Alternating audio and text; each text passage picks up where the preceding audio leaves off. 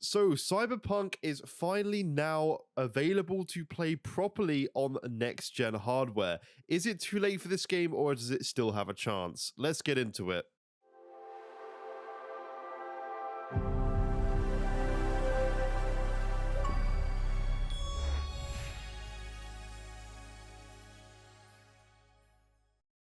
What is going on, guys? Welcome back to another Major Ben video. I'm going to try and stop cutting these videos so much and keep them a little bit more raw so I can voice my opinions. Even if I make mistakes, I kind of like just being able to talk and interact and give my honest thoughts and feelings, whether they're bad or good. I'll try to always make them good, obviously, but if they're bad, then sure, correct me. Please let me know. I'm all for feedback. You can look at all the comments on previous videos. I'm trying to fix things. I'm replying to them. If don't just insult me, just comment politely down below. But if you do enjoy this video, please do consider leaving a like. And if you don't like it, as I say, please go to the comment section. Let me know what I can do to improve, because I'm always looking at ways to kind of make my videos as good as they can be. So please do let me know. And if you do really enjoy it, please consider subscribing and pressing the bell icon, and it'd be awesome to see you guys appear in in the comment section in all my videos. That'd be really, really cool. So Cyberpunk has finally had its update, and it literally came out today.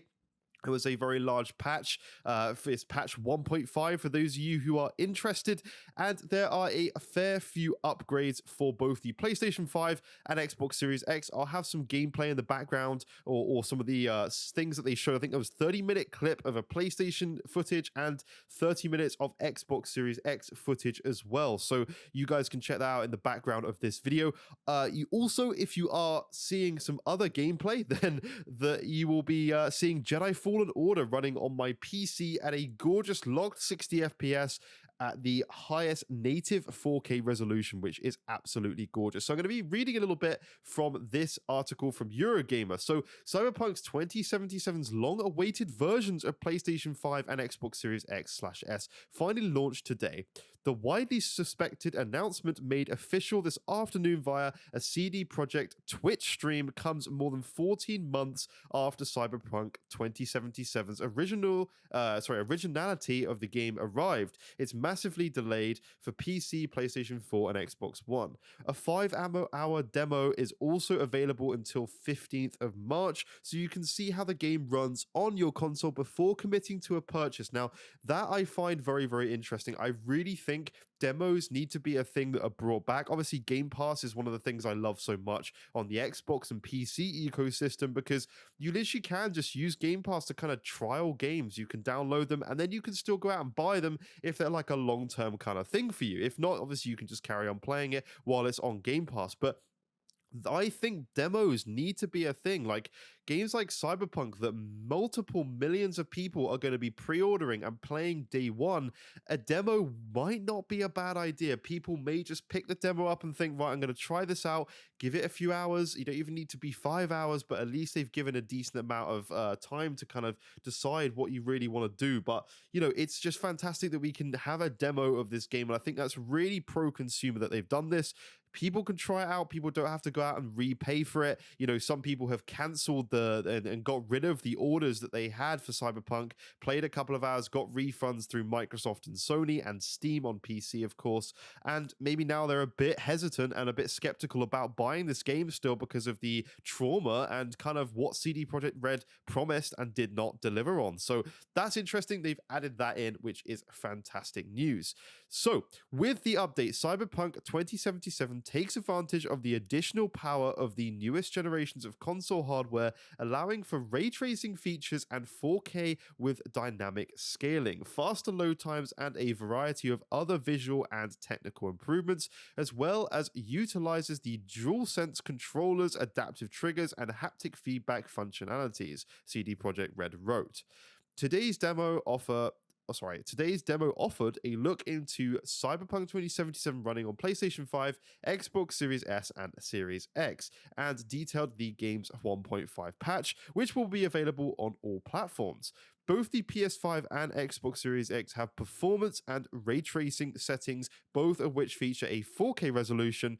The former offers 60 FPS with small and rare frame drops, while the latter offers 30 FPS. On Xbox Series S, only a performance mode is available, which is 30 FPS and 1440p. Now, that is a little bit disappointing. The system should be able to handle and manage more than that, so I'm not sure why. I'll put the little clip on the screen so you guys can see what each category is available for each thing. So I just question the resolution and dynamic frame rate. I really do. When it says the performance mode for Series X and PS5, it says 4K 60. Obviously, that's going to be heavily reduced with the dynamic resolution, but I'll be interested to see what they run out. Hopefully Digital Foundry will do a video shortly. I'm sure they will. Straight on it probably in the next couple of days, and we can see what is actually going to be available there. So patch 1.5 reworks the game's perk tree, which you'll need to revisit to plug back in your points. Thrown knives will now boomerang back to you. Motorbikes can have neon rims. Crowds and traffic will now react to you if you become aggressive, and they will not simply disappear when you're not looking, which was a notable earlier bug. I was concerned then when they started talking about motorbikes having neon rims and throwing knives coming back to you.